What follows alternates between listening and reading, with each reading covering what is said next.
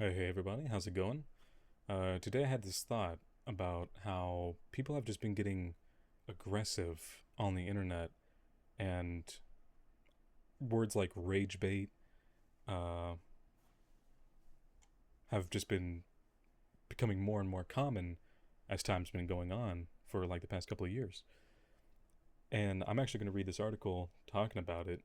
It says, a new Yale University study published in the journal Science Advances shows how online networks encourage us to express more moral outrage over time. This is because expressing outrage online gets more likes than other interactions. The increased number of likes and shares teach people to be angrier. It's crazy, seeing as it's like we ourselves are prone to anger, and it's very easy to get angry over something. I'll use an example. You could have a very good day for 12 hours out of the day, and then after the 12th hour, you step in a water puddle, ruining your shoe. Your shoe looks soaked and it's uncomfortable. Well, what are you going to remember about that day? You're going to most likely remember that wet shoe that you have on your foot from stepping in that puddle. It's just how our minds work.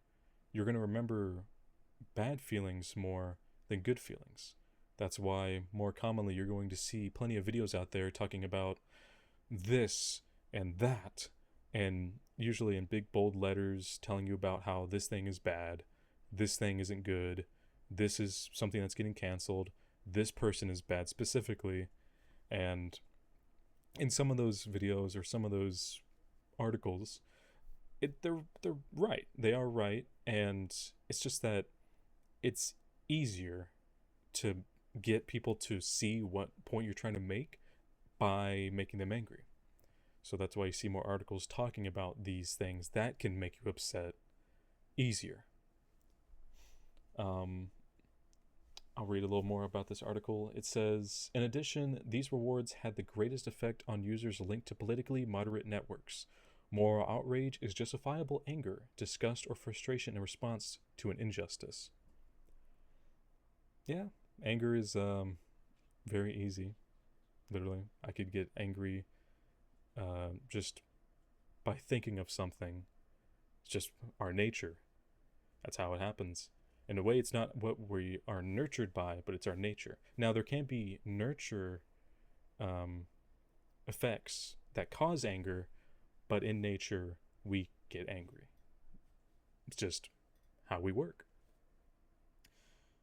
Let's see. It seems that, okay, next part of the article says, using machine learning software, the researchers analyzed 12.7 million tweets from 7,331 Twitter users gathered during several real life controversial events. Oh my. From disputes over hate crimes to an aeroplane altercation, aeroplane, my goodness. They assessed how the behavior of social media users changed over time. The research team also examined the behaviors of participants in controlled experiments. This was done to test whether social media algorithms that reward users for posting popular content promote outrage expressions. I think plenty of influencers have gone out on the streets and said, hey, kids today are stupid. These kids don't know what they're talking about. Listen, they're not even gonna know what this word means. And then, of course, they make the teenager or slight adult, because usually it's like says Gen Z because Gen Alpha is still too young. There are some videos I've seen, like I remember when React was a big thing, and then now they're no more. They're still there, but they're really no more. And they would just have these kids watch or do specific things that was like, oh, this is silly. This generation is ridiculous. And it's like everyone's got to have some sort of negativity about other generations or just their own. I've heard people say, I don't like my generation. I want to go back in the day of David Bowie. Well, I'm sorry to say, that's not really something, I don't know. I can understand that though, because you could look at, say, I'll say the Avengers. Say if you watched the Avengers from when it first came out and you're like, I love Robert Downey Jr. Well, guess what? We still love Robert Downey Jr. Are people going to say, oh, he looks older now. I don't think he could do all the action he did? It doesn't matter. He's still Robert Downey Jr. He's still Iron Man. Or you could look at, say, a voice actor. I could use Master Chief. Master Chief voice actor has gotten older over the years, but guess what? He's still able to do it. Are people out there saying his voice doesn't sound the same? Well, guess what? He's still Master Chief. He's still going to be doing the voice of Master Chief. Okay. Well, that's getting off topic. That's getting really off topic. So, next part in the article says, amplification of moral outrage is a clear consequence of social media's business model, which optimizes for user engagement, explained co-author Molly Crockett. Well, thanks, Molly. That was a really good explanation, because engagement is the biggest thing about the internet. The only way you can get people to watch your video is by putting flashy things all over the screen, putting big letters all over it. Guys, look at this crazy thing! It's just going to get people's attention. That's just how it works.